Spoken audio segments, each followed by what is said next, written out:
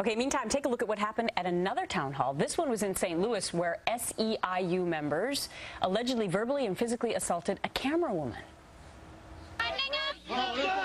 That's right, punk. The union guy says he's a punk. That's right, I'm a socialist punk. Nazi. Nazi. Who's the angry mob? You attacked him. You weren't anywhere here. Shut up. You came running. I saw where you were. Did you just hit me? Did you just hit me? Don't. You just hit me. I got it on tape. Oh, boy. So you got a woman in a dialogue, a heated dialogue with a member of that union, Service Employees International. All right, joining us now is the author of the new book, Culture of Corruption, a bestseller, and Fox News contributor, Michelle Malkin. Michelle, Hi there, Gretchen. Michelle, should these things out of control, these meetings, or is it exactly what the American people speaking up should be doing? Well, they only got out of control when the Service Employees International Union was introduced to the mix, and it's not a surprise. It is no coincidence that we see this kind of violence and thuggery, true thuggery, not only in St. Louis but also in Tampa, Florida, where SEIU members were dispatched by Obama's allies to try and counter a bona fide grassroots movement. And I have a chapter in Culture of Corruption that talks about the SEIU's history. And Andy Stern and Michelle, let me stop you there because I don't want to have to cut you off in the middle of this statement. It's a great cliffhanger. And by the way, congratulations, your book is a top seller already. We're going to hear about that Andy Stern fella on the other side of a brief. Yeah. And by the way, chatting with Michelle Malkin. Michelle, you were talking a little bit about the guy who is the head of the SEIU. It's a division of the AFL-CIO. And the SEIU has got a very cozy relationship with this White House.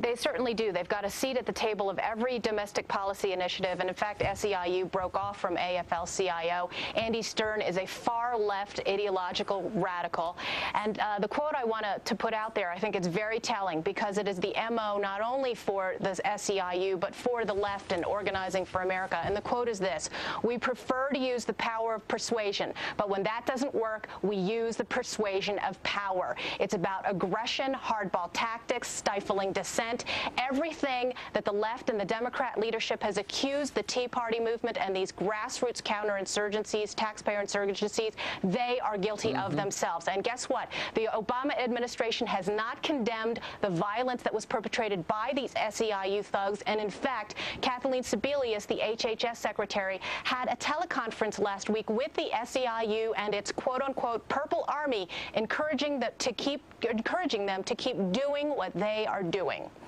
So, Michelle, if it were the fact that it was just one faction coming to these meetings and another faction on the other side coming, and it didn't turn to fisticuffs, then of course we would all honor that, right? Because the debate is what is healthy. But where do you see this whole thing going now? Because to us sitting on the couch, these events of violence, I don't know, where do you see it going this week?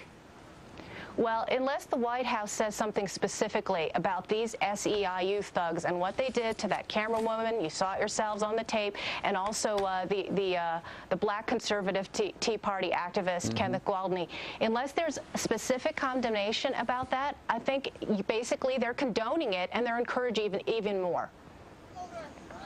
And Michelle, last question. Are you shocked that Barack Obama has let it get to this point in that he didn't write the bill, and Mitch McConnell made it clear before this whole debate started that Republicans were on board to cut down the costs and increase access?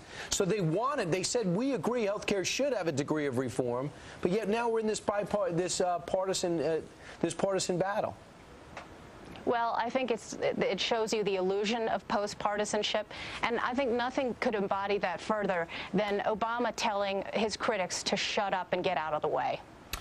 That was last week. All right, Michelle, we thank you very much for joining us. Check out her book and her website, michellemalkin.com and hotair.com. And by the way, she just mentioned that guy who was beaten up in St. Louis, the African-American member of the Tea Party movement. He's going to be joining us in the next half hour. Michelle, thanks for joining us. Thanks, Michelle. Thank you. These pictures paint